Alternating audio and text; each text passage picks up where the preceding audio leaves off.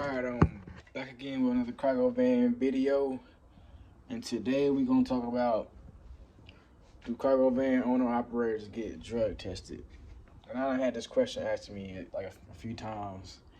I feel like people should actually like already know like this, but I guess everybody don't know because they be asking me about it. But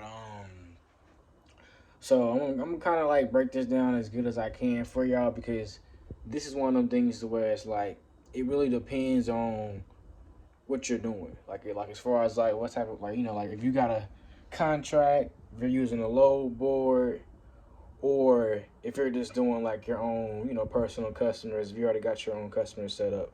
So like that's how I'm gonna break it down for you. So now if you got a contract, some contracts do initially drug test you just like a job. So like before, like on the onboarding process, they will send you to a clinic to get your test done or whatever.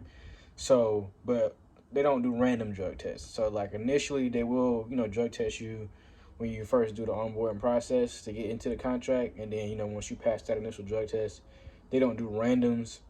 But now you could get drug tested if you if you happen to, let's say if you smoke and you may smoke before you're out or something like that, and you may go into the warehouse smelling like weed or smelling like you just smoke, and like that kind of gives them probable cause to want to drug test you. Or if you happen to smoke while you on your route, and then let's say if a customer or somebody out of business smells it and they report it, then yeah, you're subject to get drug tested. But like most of them don't just randomly drug test you. But so yeah, I feel like that's something that like and that's kind of the same thing with with most jobs. Like what I mean. Like most jobs actually care, because some jobs don't care at all about it. But with this field, you're on the road all the time, so it's like you really don't. I mean, you don't have to have a CDL or anything, but you still are driving a commercial vehicle or just a bigger vehicle at that. So you kind of want to be as cautious as possible when it comes to being on the road and being high and stuff like that, because you don't want to be too high and then you end up getting into an accident or doing something, making a mistake. So it's best to have a clear mind while doing it. So like I say, it's not really too smart to do it and then start your route or do it while you on your route, because I mean it's real random. Like it's, and a lot of times on the road, like it's not necessarily like you that could be at fault. It could be somebody else that like makes an impulsive move, and then if you're not aware enough to catch their mistake, that can also cause an accident. So like a lot of times you got to kind of drive for other people nowadays, because some people are just real like aggressive when on the road, and they don't really have any type of like awareness, or they don't really care about who else is around them, and they kind of make dumb decisions. So you kind of gotta like think ahead for some people, because they don't really think for themselves, and to avoid an accident. So and that's kind of like that's what I'm doing. I got the contract, so like when I initially was I first got the onboarding process set up, I was drug tested and everything. But I was good on that because like I used to smoke. Like I smoked, like I say about like it's been like a little over a year now when I was smoking, and like I was like a real heavy smoker.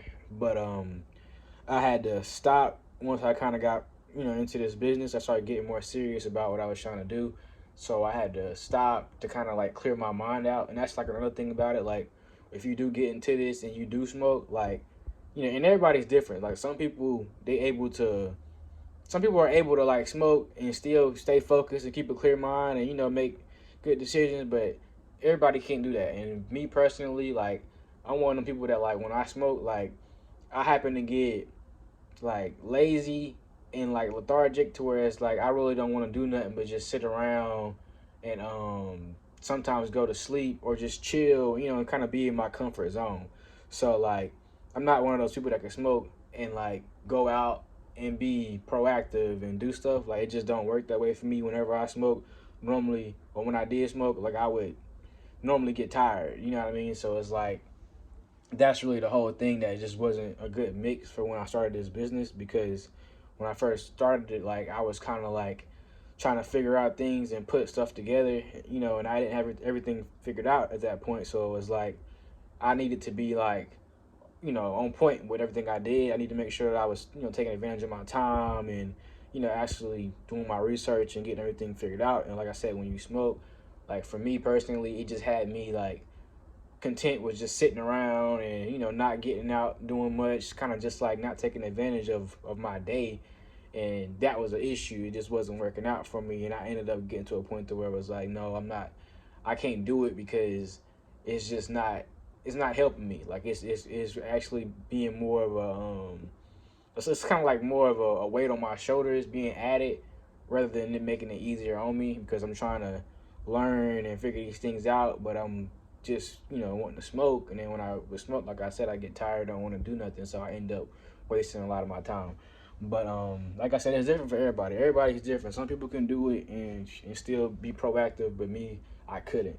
But that's why I say, I mean, but if you got the contract or if you're trying to get the contract, like that's just something to take into consideration. They will drug test you initially, and if you're starting to, your business up from the ground, you want to kind of be as focused as possible anyway. So it may not be a good idea to smoke, or unless you got a good balance to yourself to where you know how to separate it and and take time off to do what you need to do, and then whenever you got downtime, you smoke or whatever, that's cool. Like I said, when I was doing it, I didn't have that balance because I had been doing it for so long to where it was like I was a chain smoker. So it was like I stayed high. Like that's all I did was smoke. So it was like I didn't have a balance of just, being able to focus on the business and then smoking later. Like I was trying to do it all at once, smoking and then still trying to handle the business at the same time. And that just didn't work. They didn't mix. But like I said, everybody's different. So everybody's different with it. But like I said, I mean, if you're doing the contract, that's normally how it works to where like, and some of them don't even initially drug test you, but like the one that one of them that I happen to have, they did, and you know, it was like I said, it was on the onboarding process, but it's not like anything that's going to be, like random drug tests or anything. And like I said, that's one out of three countries that I got now. But like that one did drug test, but the other two that I have, they didn't drug test. So like I said, all of them don't do it, but the one that did drug test me, that's the one that's like more consistent. It's like more of a bigger, I say a bigger company because they have their own warehouse and they have like Monday through Friday work that's consistent year round. So they're more of a bigger business. So I say more of the bigger businesses, they probably will do that. But if it's like a smaller business, they probably won't do it. So that's kind of the best way I can explain that for like the contracts. And then obviously if you have your own personal customers, you can do what you want to do. You know what I mean? Like if you build your own clientele, build your own customers up, and like you have moving jobs set up, or if you find another service to provide with your van, then you can do what you want to do. Like you can smoke, do whatever, as long as that's not getting in the way of your personal customers, or it's not like affecting them. You can do it however you want to do it. You know what I mean? So in that case, like there's really no rules because it's like you're your own boss. So like you basically set up however you want to do it. If you want to smoke or whatever, that's on you. Everything that happens with that falls on you because you have your own customers. So like nobody can tell you what you can and can't do unless it affects your customers. Then obviously you should want to make a change. But like I said, if it's not affecting your customers, you kind of do what you want to do if you have your own personal customers. You know what I mean? So that's why I'm like, I mean, it's just one of those things to where it's like it just all depends on how you're doing it. And then the load boards, with the load boards, it's kind of almost the same to where it's like you're booking your own loads. So for the most part, you're in charge of like your daily work. So your work volume, should I say? So I mean, you definitely could smoke, and if you wanted to book your own load or whatever, and then I guess as long as you don't go into your pickup location and smell like weed or you know what I mean, or act high or whatever the case may be, then you probably will be fine. Just picking it up, and then obviously the same thing for your drop off location. You wouldn't want to go in there smelling like weed or looking high or nothing like that, because then it could become a problem, especially if it becomes like like just a habit to where like people just every time you come pick up something, every time you drop out something, you smell like weed, and at that point it can become an issue. So like I said, with that, it's kind of the same way to where it's like you could do it, but you kind of got to be smart about how you do it, and like also just driving on the road, being high, you want to be smart about it. Like I said, you don't want to be just up in there smoking your van out while you're riding on the highway. Like that ain't smart in my opinion. But like I said, you're your own owner, so it's like you kind of set up your own rules of how you want to do it. Like and it's kind of like at your own risk, because it is where I'm at. I'm in North Carolina. It is illegal, so it's like, if you do happen to get pulled over and you smell like weed or your van smells like weed, you get searched and they find weed, then that's gonna be an issue for you. So that's why I'm like, it's one of those things where it's like you kind of choose yourself how you want to go about that. But you know, me personally, I wouldn't advise to do it, like, especially not while you're driving or before you get ready to drive. If I was doing it, I would probably just wait until I'm done, doing my route, making my money, wait till I get home and get settled, then do it. But like I said, like I've already stopped. I stopped, like I said, a year ago, so it's like at this point I don't even have the issue no more. I don't have to worry about that. But like I said, if it was somebody I knew that was doing it, I would advise to just separate it. Do it on your free time, and then whenever you handling your business or trying to, you know, basically do research or work or whatever, like don't do it then, because you want to keep a clear mind, and you also want to make sure that you secure your bag first before you thinking about getting high. You know what I mean? So like I said, and that's just my advice to anybody that's trying to get into this and does smoke, and might have a habit of smoking. Like try your best to separate the two, and I think that'll work out best for you to to kind of keep on growing and getting to where you want to get to, because at the end of the day, it's more important to keep your money coming in than to be just getting high. So that's probably the best advice I can give y'all on that.